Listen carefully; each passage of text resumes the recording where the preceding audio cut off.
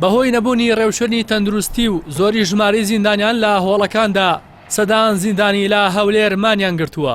سەرچاوەیەک لە نێو زیندانی چاکسازی گەورانی هەولێر بە پەیامی ڕاگەیاند 2 ڕۆژە 270 زیندانی مانیان لە خواردن گرتووە. ئەو سەرچاوی پەیام هۆکاری مانگرتنی ئەو زیندانیانەی بۆ ئەوە گەڕاندەوە کە لە ئێستادا هەر هۆڵێکی زیندان 30 زیندانی تێدایە، لە کاتێکدا تەنها 15 زیندانی لە هۆڵەکەدا جێیان دەبێتەوە.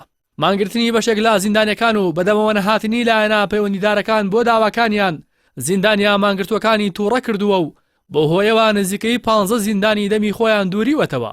ئەو زیندانیا مانگرتوانە دەڵێن لە کاتێکدا بە پێی ڕێنمایەکانی خۆپاراستن لە ڤایرۆسی کۆرۆنا نابێت قەرەباڵغی بوونی هەبێت، بەڵام لە زیندانەکانی هەولێر ڕێنمایەکان گوێی پێ نادرێت و زیاتر لە 2 هێندەی ژماری دیاریکراو زیندانی دەخرێتە نێو هۆڵەکان. سەرچاوەکەی پەیام لە نێو زیندانی چاکسازی گەورانی هەولێر لە سەر ڕەوشی تەندروستی مانگرتوەکان ئاماژەی بەوە کرد.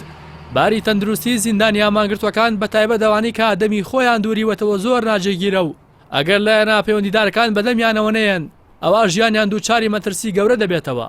لە بەرامبەردا وتەبێژی وەزارەتی کار و کاروباری کۆمەڵاتی حکوومەتی هەرێم دەڵێت پێشتر هۆشداریان لەو مەترسیە داوە، بەڵام بەهۆی ململانەی سیاسیەوە کەس بەدەمیانەوە نەهاتووە.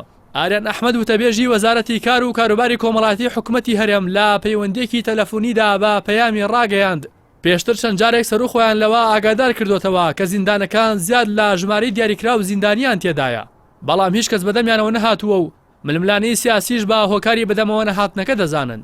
ئاریان ئەحمەد وتیشی نەک تەنها لە هەولێر بەڵکو لە زیندانەکانی سلێمانی و دهۆکیش هەمان گرفت هەیە و لە ئێستاشدا بۆ ئەو کێشە هیچ چارەسەرێکیان پێ نییە.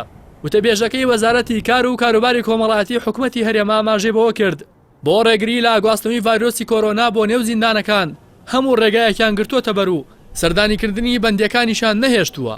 هەرچی خۆراک پێدانە لیژنەیەکی تایبەتی بە پێی ڕێنمایەکانی وەزارەتی تەندروستی خۆراک بەسەر زیندانیەکاندا دابەش دەکەن.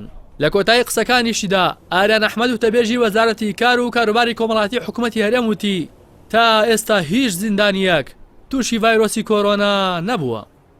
ڕاستی حەمە ئەمین، کەناڵی ئاسمانی پەیام.